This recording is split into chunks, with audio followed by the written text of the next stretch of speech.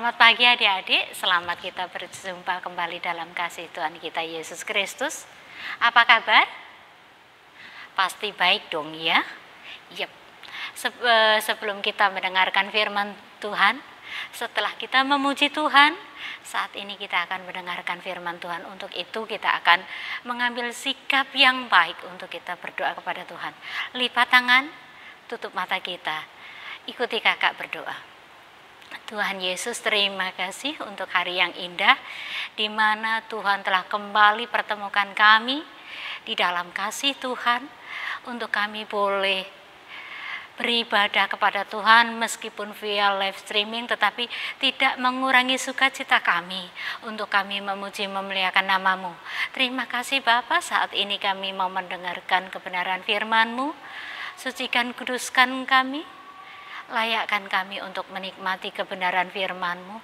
Celikkan mata hati kami, celikkan telinga kami, sehingga firman-Mu boleh menjadi rema di dalam hati kami.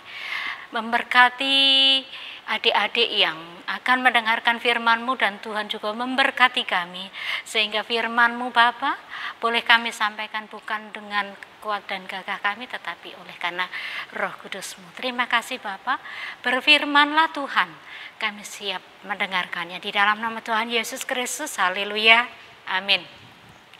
Kembali selamat pagi adik-adik. Kira-kira gimana perasaan adik-adik selama hari-hari ini belajar di rumah? Adik-adik sukacita? Nggak ada jawaban nih.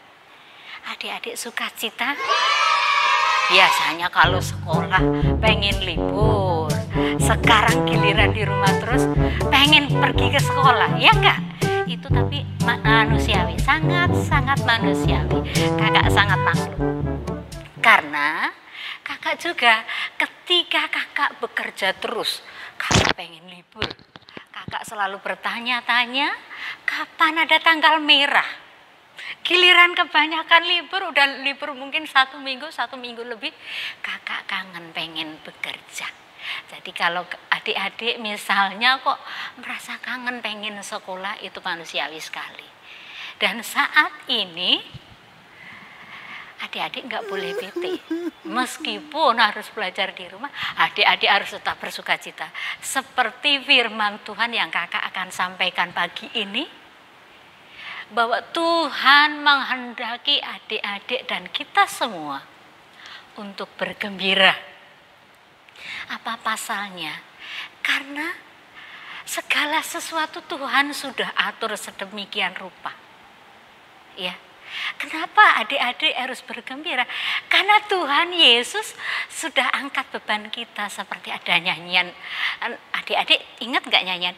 Yesus angkat bebanku dan buang ke laut, biur buang ke laut, biur buang ke laut.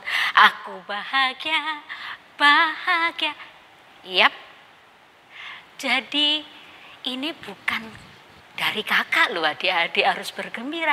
Ini dari firman Tuhan. Tidak percaya adik-adik, kakak akan bukakan ayat firman Tuhannya. Ayo buka Alkitab kita.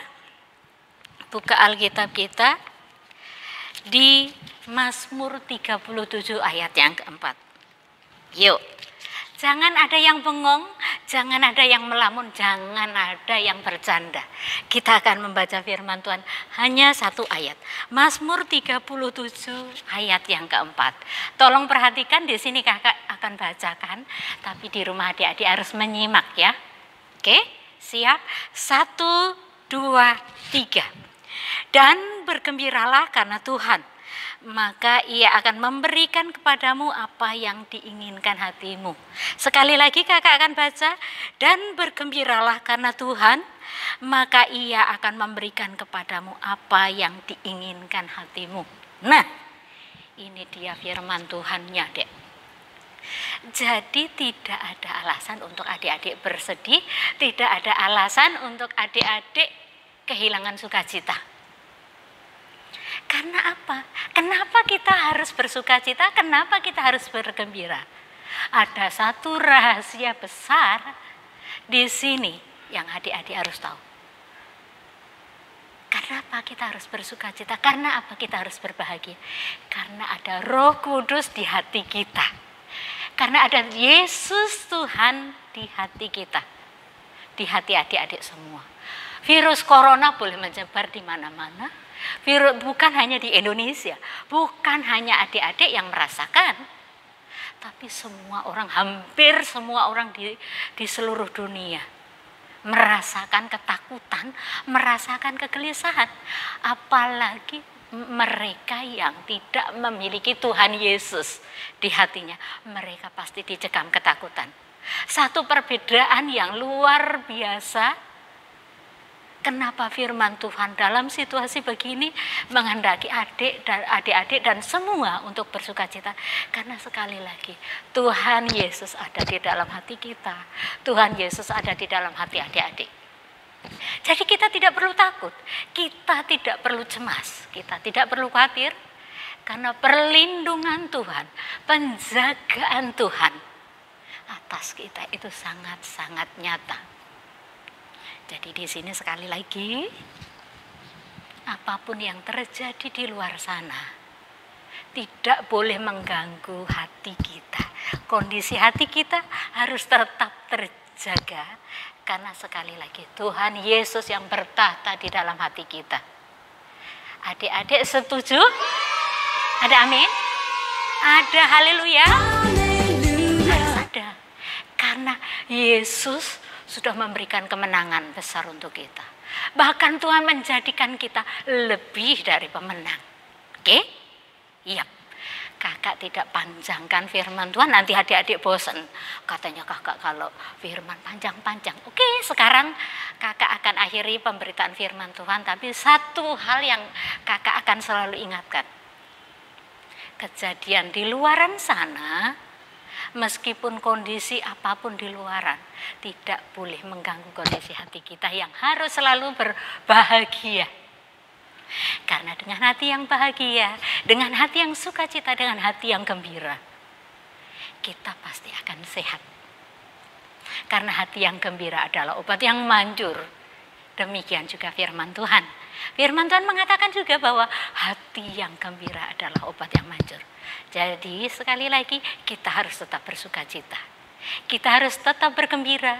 Kita harus menyatakan kasih Tuhan, pertolongan pembelaan Tuhan atas kita semua. Terima kasih. Biarlah firman Tuhan ini boleh menjadi rema buat kita semua, buat adik-adik bahwa Yesus kita luar biasa. Baik, kita akan akhiri pemberitaan firman Tuhan dengan doa penutup. Tuhan, terima kasih untuk kebenaran firman-Mu Bapa. Biarlah firman-Mu yang singkat ini boleh menjadi rema bagi kami dan juga bagi adik-adik kami.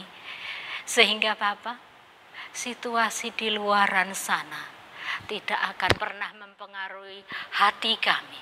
Karena di dalam hati kami Tuhan, ada Roh Kudus, ada Roh Kristus yang berkuasa penuh atas kami. Sehingga kami tetap dapat bersuka cita, kami tetap dapat bergembira karena Tuhan. Terima kasih Bapa, segala puji hormat kemuliaan syukur kami naikkan hanya bagi-Mu. Di dalam nama Tuhan Yesus Kristus, haleluya, amin.